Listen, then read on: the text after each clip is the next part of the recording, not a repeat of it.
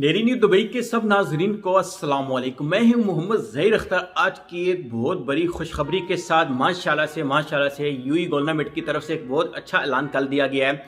मेरे वो सभी दोस्त तो यूई के अंदर मुकीम हैं, उनको बता जाऊं कि अल हसन ऐप, शायद आपको पता है, जिस पे किसी भी मार्केट में जाते थे बहुत सी जगह पे अल हसन ऐप चेक करवानी पड़ती थी। तो आपको बता जाऊं कि आज यानी कि कल बरोज़ 7 तारीख से अल हसन की तमाम पाबंदियाँ ख़त्म कर दी गई हैं। सिर्फ अभी आप मुल्क से बाहर जा रहे हैं, आ रहे हैं, उस कंडीशन में अगर वो वहाँ पे चेक करना ज़रूरी हुआ तो वो चेक करेंगे, अदर में वो भी उन्होंने चेक नहीं करनी है।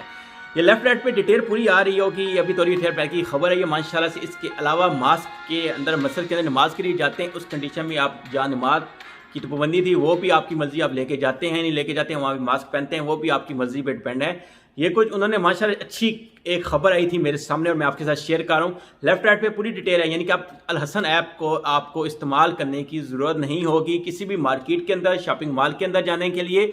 ये 1 महीने के बाद कोरोना टेस्ट करवा के नाक का सैज बरा करने की ज़रूरत नहीं है।